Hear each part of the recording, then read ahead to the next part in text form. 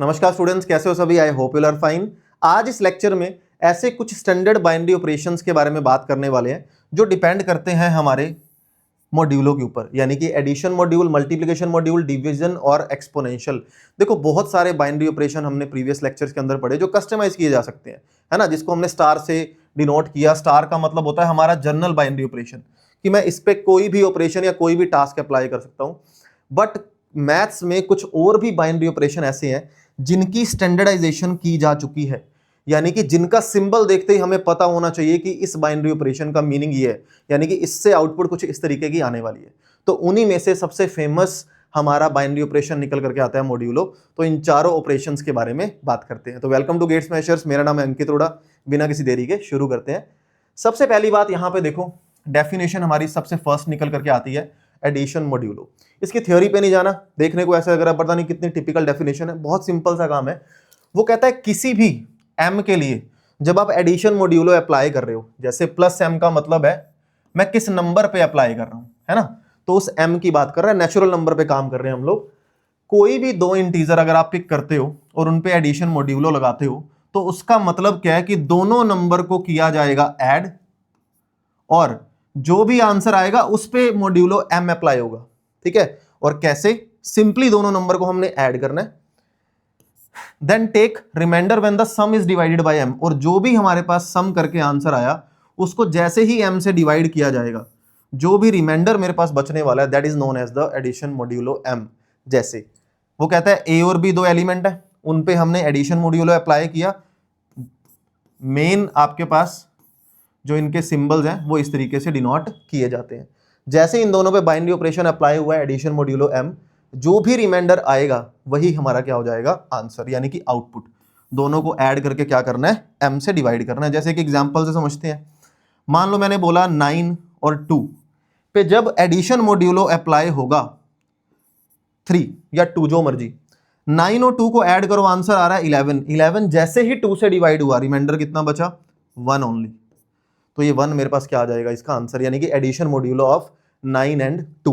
But हाँ, एक चीज का अपने को ध्यान देना पड़ेगा, जो आउटपुट निकल करके आ रहा है वो भी उसी सेट के अंदर प्रेजेंट होना चाहिए जिस सेट पे हम ऑपरेट कर रहे हैं। क्योंकि अगर उसका आउटपुट निकल करके नहीं आता तो ये +2 यानी कि एडिशन मॉड्यूलो 2 उसका बाइनरी ऑपरेशन ही काउंट नहीं होगा।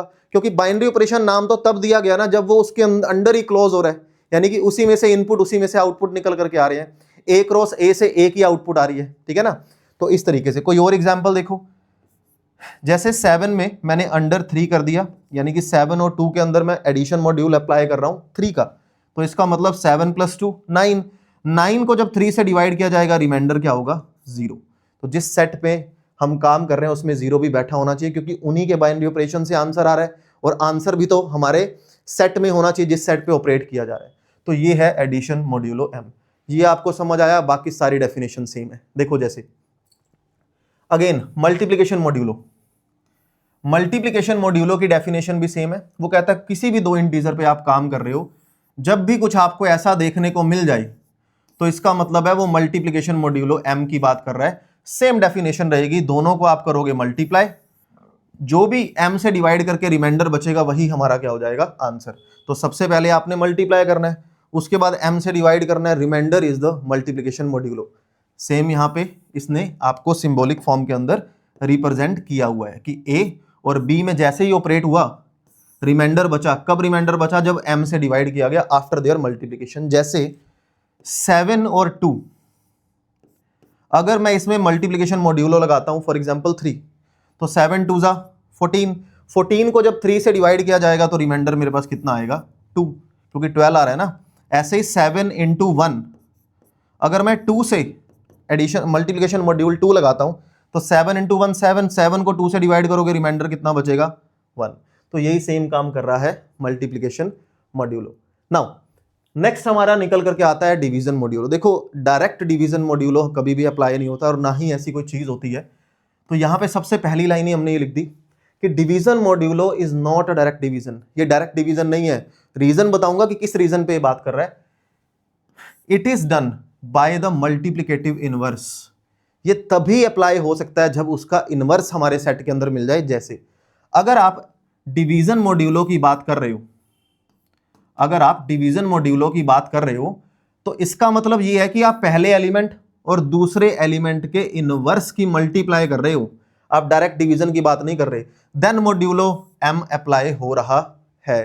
कैसे देखते हैं, वो कहता है डिवीजन एग्जिस्ट ओनली इफ, और डिवीजन कब एग्जिस्ट होनी चाहिए, जब b और m की जो जीसीडी है यानी कि हाईएस्ट वैल्यू जो कॉमन है वो हमेशा 1 होनी चाहिए।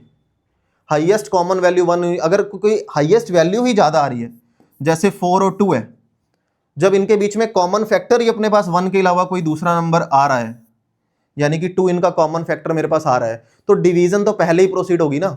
ठीक है, एक छोटे से एग्जांपल से देखो क्या कहने की ये कोशिश कर रहा है। वो कहता है you must find the modular inverse first. देखो इसको थोड़ा सा सिंपल वे में मैं आपको समझाता हूं।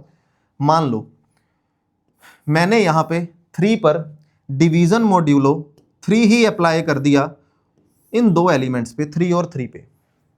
क्लियर?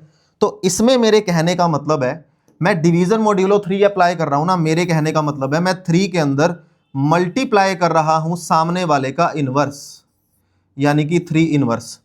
ये होने के बाद मॉड्यूलो अप्लाई होगा जो भी मॉड्यूलो की आप बात कर रहे हो। ऐसा क्यों कह रहा है ये? ऐसा इसलिए कह रहा है, अरे मेरी बात सुनो, इस एलिमेंट के साथ कोई भी बाइनरी ऑपरेशन के अंदर दूसरा एलिमेंट बैठा है, अरे वो तब बैठा होगा ना जब वो खुद सेट के अंदर एग्जिस्ट कर रहा होगा।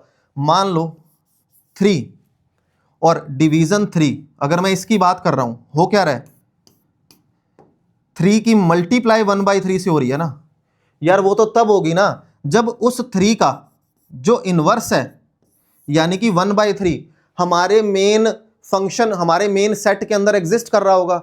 जब वो इनवर्स ही एग्जिस्ट नहीं कर रहा तो हम अप्लाई कैसे कर सकते हैं? ध्यान है, हमने प्रॉपर्टीज के बारे में पढ़ा था, जहां closure property, associative property, inverse property के बारे में बात की थी। इनवर्स प्रॉपर्टी में हमने क्या पढ़ा था?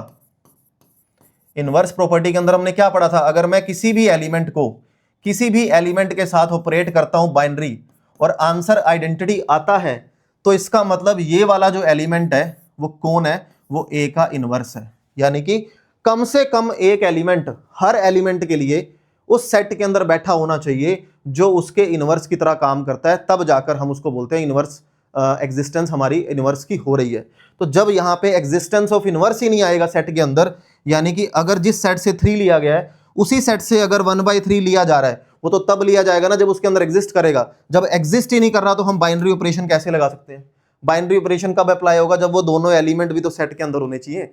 तो इसलिए वो कह रहा है कि डिवीजन नहीं, हम इसको क्या बोल देते हैं? इनडायरेक्ट, एक तरह से इनवर्स की मल्टीप्लाई। जैसे 4 और मैंने अगर डिवीजन मॉड्यूलो चेक करना है फॉर एग्जांपल 2 से, तो यहां पे इसके कहने का मतलब है 4 को ऑपरेट किया जा रहा है 2 के इनवर्स से। अब 2 के इनवर्स से ऑपरेट करने का मतलब है 1/2, तो 4/2 कितना आ गया मेरे पास? 2। अब मॉड्यूलो आप अप्लाई करोगे, फॉर एग्जांपल मैं मॉड्यूलो अप्लाई कर रहा हूं 2 का, तो 2 को जब 2 से ही डिवाइड किया जाएगा तब मॉड्यूलो का आंसर मेरे पास कितना आ जाएगा? 0, क्योंकि रिमाइंडर 0 आएगा। ठीक है, तो जब भी डिवीजन मॉड्यूलो की बात हो तो दिमाग में रखना, डायरेक्ट डिवीजन कभी अप्लाई नहीं होती, इनवर्स के थ्रू अप्लाई होती है, क्योंकि हमें नहीं पता इनवर्स भी उस सेट के अंदर एग्जिस्ट कर रहा होगा या नहीं, होगा तभी अप्लाई हो रही है। ठीक है ना। नेक्स्ट है, बड़ा सिंपल सा है, एक्सपोनेंशियल मॉड्यूलो। वो कहता है जब दो इंटीजर के अंदर मॉड्यूलो अप्लाई हो रहा है, ऑब्वियस ही बात है m इज ग्रेटर देन 0, तो जब a की पावर b की जाएगी और उसके बाद m से डिवाइड किया जाएगा, रिमाइंडर बचेगा।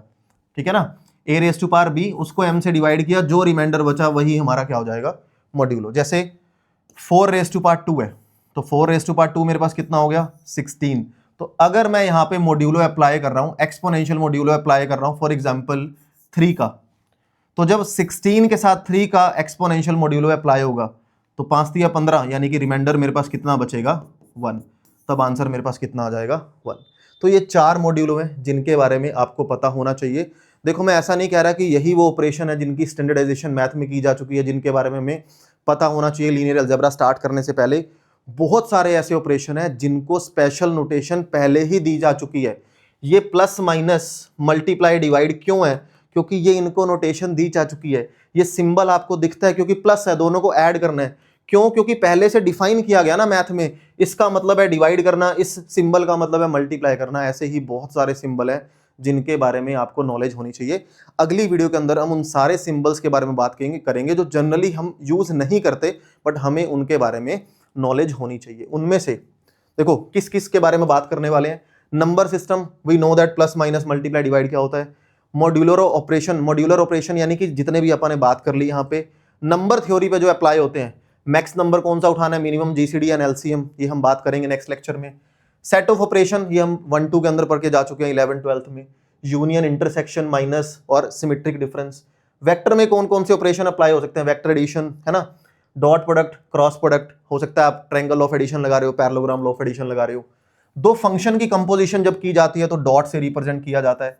क्रॉस प्रोडक्ट क्या होता है, जर्नल बाइनरी ऑपरेशन क्या होता है दो सेट के बीच में, matrix addition, matrix subtraction, matrix multiplication, और खास करके हदामद प्रोडक्ट क्या होता है मैट्रिक्स का, और रॉन्कर प्रोडक्ट क्या होता है। ठीक है, तो ये इनके सिंबल्स हैं। अगली वीडियो में हम उन स्टैंडर्ड बाइनरी ऑपरेशंस के बारे में बात करेंगे जो पहले से हम पढ़ के नहीं जा चुके, तो उनके बारे में एक हाईलाइट लेंगे।